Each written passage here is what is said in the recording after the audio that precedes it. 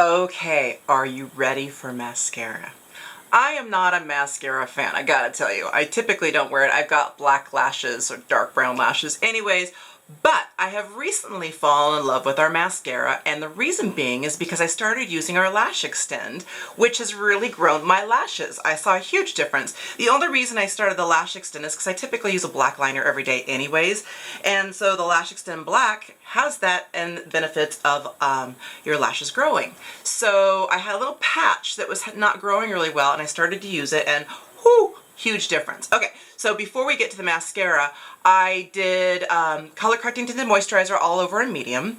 I played a little game in previous videos of the light concealer over here and the Candlelight ShadowSense over here. In the crease is the Americano ShadowSense, and as the liner is the Lapis ShadowSense. Now I know we're going to finish the look off with the mascara. And I'm going to use a disposable wand, one, because it's a tester, but more so than that because I'm not a big mascara fan. So I don't like to have a lot of mascara on. So what I do is I take the disposable one and pick up the mascara. Now our mascara is really a beautiful formulation. It has a lot of treatment to it to hydrate the lashes, condition the lashes, keep the lashes in a good condition, and it does not clump, but I just like less. So when you have the mascara wand, whether you use it from a disposable or the mascara wand itself, you want to look down like you're seeing me do here, and you're wanting to go from the top. So you can get too close to the bases and you twirl the lashes outward. Make sense? So what you're doing is you're coating the top of the lashes that get sun bleached, maybe has shadows falling on it, even though our cream is a cream to shadow, so that doesn't happen with us, but if you're using something else.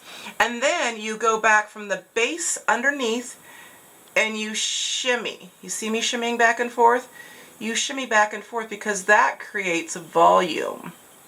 It also separates the lashes. So shimmy back and forth, and then you can focus wherever you wish to build, okay? And then you go back underneath and you twist the lash or the wand as you come up to separate. I hope you can see it in the video of how I'm twisting. And that helps to separate the lashes even more. Now, with the Volume Intense Mascara, which is the newest formula in the SeneGence line, you can keep building it. So if you want really false lash looks, you can keep building it.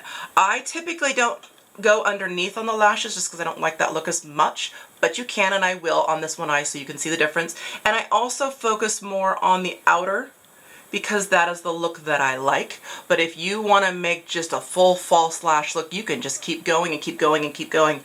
It has carnauba wax to it, so it helps to create a flexible lash versus a stiff lash. And it's very hydrating, so it's good for your lashes and you can keep building. So, older skin, I'm going to go ahead and just hold and just kind of touch because I don't like a lot of look, or you can do this kind of thing and just shimmy back and forth underneath the lashes just to put some color on it. So it's just personal preference. As I say with makeup always, do what you want, be your own kind of beautiful. I'm going to get a little bit closer so you can see the difference of the lashes, okay? So there's no mascara on my other lashes, and there's mascara on the one. Alright guys, so hopefully that helped with you learning a little bit more about tips with mascara, and you can do the waterproof or the humidity proof. Took my brain a minute to calculate that. So the last thing I'm going to do with this series of videos is I'm going to put on a Lip Sense in Cocoa. So if you want the finished look, go and see the next video. Alright, thanks for joining. Have a great day.